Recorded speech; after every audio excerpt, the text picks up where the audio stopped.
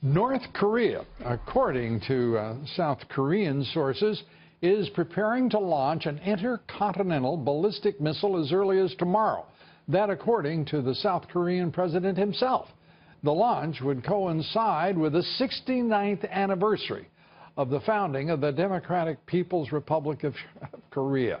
Kim Jong-un's military has fired off 22 missiles so far this year, detonated what is believed to be a hydrogen bomb this past Sunday, and that its sixth nuclear test.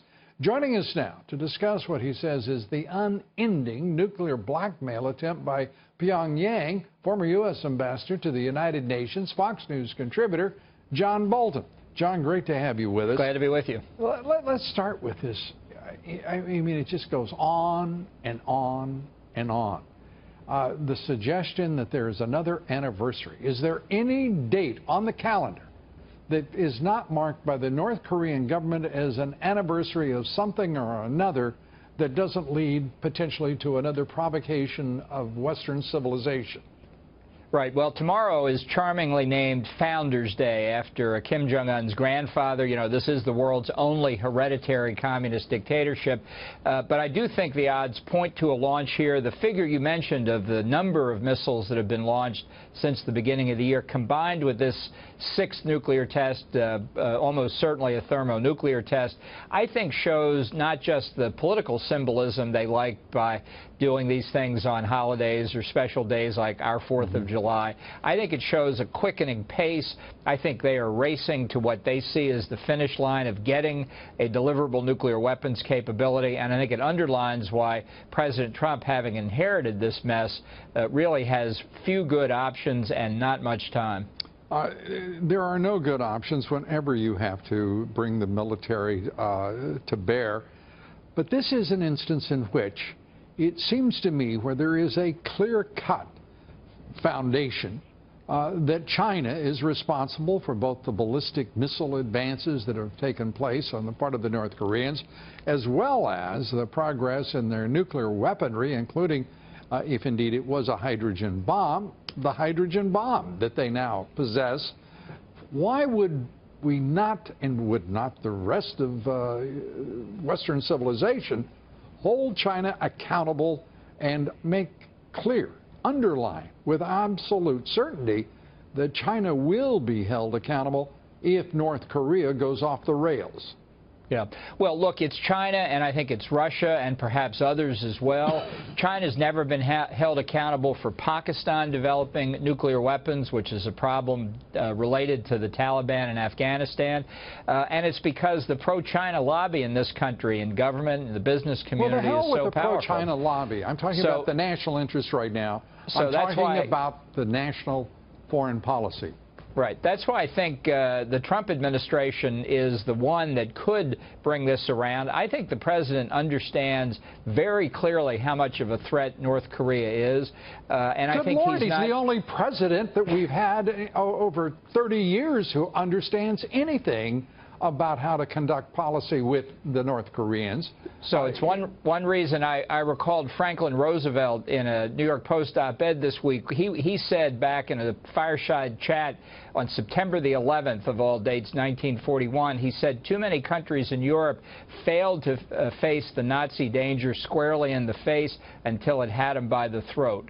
And we're very close to the point where the North Koreans and inferentially the Chinese will have us by the throat. So the president trying again today, I think, to make it clear how seriously he views it.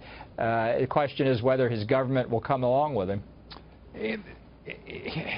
You know, I struggle to understand why there's any question about U.S. foreign policy and that of President Trump when what we are witnessing on the part of the UK, the European Union, is passivity, appeasement, and an inert, at best, foreign policy when it comes to threats as profound as both North Korea and, by the way, through empirically demonstrated, China itself, because they make North Korea possible. When in the world are we going to see straightforward language and straightforward policy decisions based on what is clearly the reality, that North Korea is a Chinese creation sustained by the Chinese. And for that reason, the Chinese can bring it down. I've long believed that we should argue to China that merging the two Koreas is the way to resolve this issue. That, I think, is the last diplomatic How the bloody play. hell do you merge Kim Jong-un and Moon and come out with a sensible unification of Korea? Kim Jong-un would get a nice villa on the coast in China, and South Korea would take over. But I think for the American people, the key question here is whether we emerge in the next 30 or 90 or 180 days that North Korea still has a nuclear weapons program, because if it is, we've lost. And, you know, here's somebody, the chairman of the Joint Chiefs of Staff, General Dunford, who has said several times now in the past 30 days, it is unimaginable, his words, unimaginable that North Korea would be left with that capability.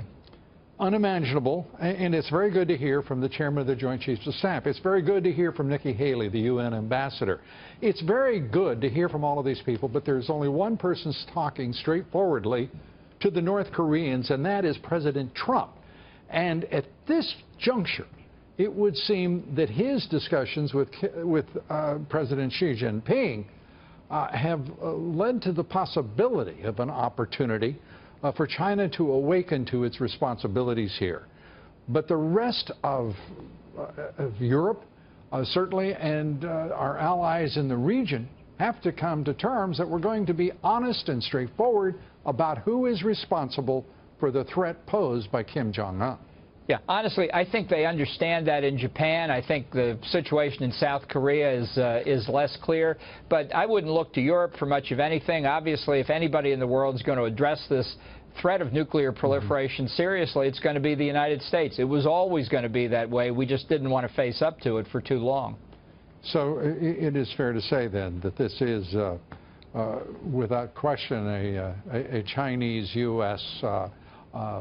confrontation. Yeah, look, if there's going to be a peaceful... I got to leave it there. We're going to leave it with Yep, if we may, for this evening. Watch for tomorrow.